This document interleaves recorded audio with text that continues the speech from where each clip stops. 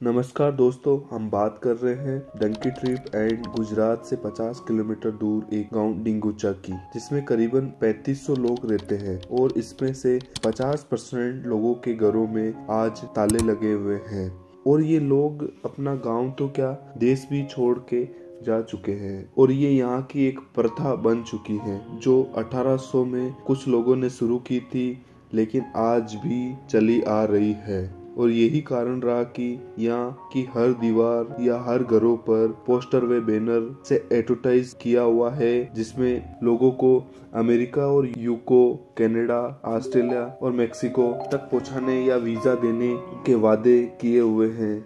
और इनके अलावा जिन लोगों को किसी कारण वीजा नहीं मिल पाता है तो उनको डंकी प्रोसेस से बॉर्डर तक लेके जाने तक के भी वादे किए हुए हैं। और ये जो एजेंट एक से दूसरे बॉर्डर को क्रॉस कराते हैं उनको डोंकर कहते हैं। और इस डिंगुचा गांव में एक जगदीश पटेल भी रहता है जो एक गुजरात के लोकल स्कूल में टीचर था, जिसकी वजह से उसको बच्चों को पढ़ाने के लिए 9000 तक सैलरी मिलती थी। लेकिन जगदीश पटेल को 9000 में अपना घर चलाने में काफी दिक्कत आ रही थी। उसके बाद जगदीश पटेल ने अपने भाई के गारमेंट बिजनेस में हाथ बटाना शुरू कर दिया था, लेकिन यहाँ भी जगदीश पटेल की बात नहीं बनी थी और लोगों को अमेरिका व मेक्सिको जाते देखकर जगदीश पटेल ने भी मानस बना लिया था। फिर जनवरी 22 को अपनी पत्नी वैशाली बेन और अपने दोनों बच्चों के साथ गुजरात से पटेल निकलता है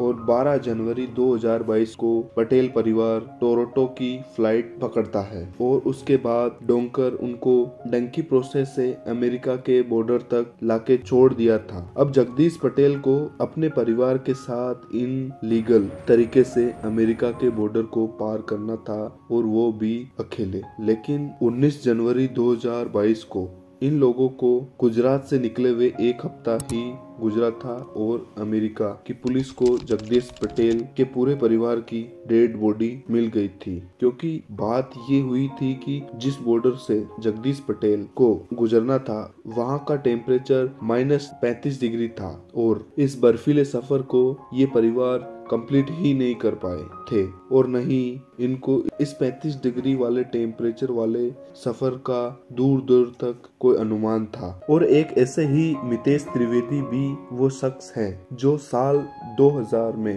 भारत छोड़कर कनाडा गए और वहाँ एक रेस्टोरेंट चलाते हैं और वो बताते हैं कि उनको कनाडा में बहुत अच्छी प्रॉफिटेबल लाइफ बिता रहे हैं। मितेश त्रिवेदी एक अच्छे ग्रेजुएट इंजीनियर प्रोफेसर थे जिनको रेगुलर काम करने के बाद भी सक्सेस नहीं मिली थी, जिससे उनका गुजारा भी नहीं चल रहा था। लेकिन आज लोग उनकी सक्सेस को देखकर और मोटिवेट होते हैं और कनाडा जाने का मानस बनाते हैं। लेकिन अभी तक ऐसे लाखों मितेश त्रिवेदी हो चुके हैं जिनकी वजह से लोग थोड़ा सा भी हिचकिचाते नहीं है। साल 2022 में 96,000 लोगों ने अमेरिका मेक्सिको बॉर्डर पार करके जाने की कोशिश कर चुके थे और ये आंकड़ा सिर्फ उन लोगों का है जो पकड़े गए हैं। बहुत लोग तो जगदीश पटेल की तरह रास्ते में ही मारे गए थे और ये अधिकतर लोग पंजाब व गुजरात से होते हैं और हरियाणा भी तेजी से शामिल हो रहा है, क्योंकि अभी हरियाणा का बेरोजगारी आंकड़ा रेगुलर बढ़ रहा है और नेशनल रूरल एवरेज से भी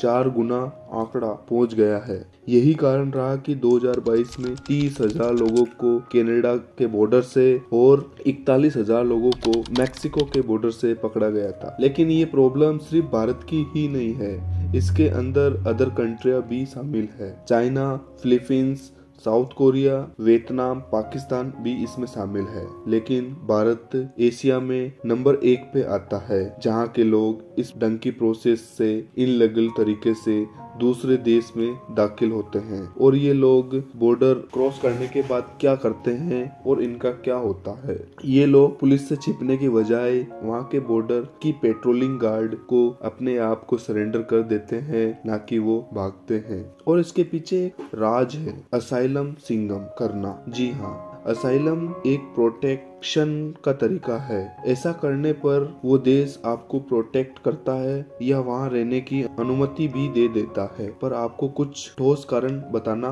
पड़ता है कि आपको किससे खतरा है या आप पर क्या अत्याचार हो रहा है, या फिर आप अपने समाज के टॉर्चर से परेशान हो, या फिर किसी भी पॉलिटिक ग्रुप का आप शिकार हो गए हो, और बहुत सारे तो अधिकतर अपने कास्ट को लेकर अपना मूल कारण बताते हैं। फिर वहाँ के जज के सामने आपको साबित करना पड़ता है कि आप सही हो, और जो आपका कारण रहा उसको स्पष्ट बताने के बाद अगर जज को लगता है कि आप सही हो तो आपको वहाँ रहने दिया जाता है, नहीं तो आपको फिर से दोबारा भेज दिया जाता है। और उसके साथ जिन लोगों को दोबारा भेज दिया जाता है उन लोगों के लाखों रुपए तो बर्बाद होते हैं, और वो इस डंकी प्रोसेस से जो इस कठिन सफर को तय करते हैं वो भी व्यर्थ ही जाता है। और जिन लोगों ने इस डंकी प्रोसेस को कंप्लीट किया है उन लोगों ने आपके लिए कुछ मैसेज छोड़ा है।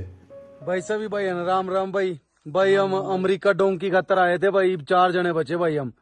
ठीक है भाई, सभी भाई आता है भाई। मैं एक बात कहना चाहूँ भाई, डोंकी में कोई ना आइयो भाई, 1 नंबर में चले जाओ भाई। रास्ता भी नहीं पता हमने। चलो यूएसए जाना, डोंकी ना कोई भी लायो। पंजाब रुलदा हफ्ता हो गया कुछ नहीं खादा, हफ्ता हो। दोस्तों मेरी इस क्लिप को दिखाने का क्या मकसद ये आप समझ चुके होंगे, क्योंकि जहाँ है तो जान है। प्लीज ऐसे शॉर्ट लूप होल ढूंढने की बजाय हम हमारी मुश्किल घड़ी को फेस करके बहुत कुछ हासिल कर सकते हैं। उम्मीद है कि इस वीडियो में कुछ अच्छा लगा हो और आप इस वीडियो को लाइक व चैनल को सब्सक्राइब करोगे। जय हिंद, जय भारत।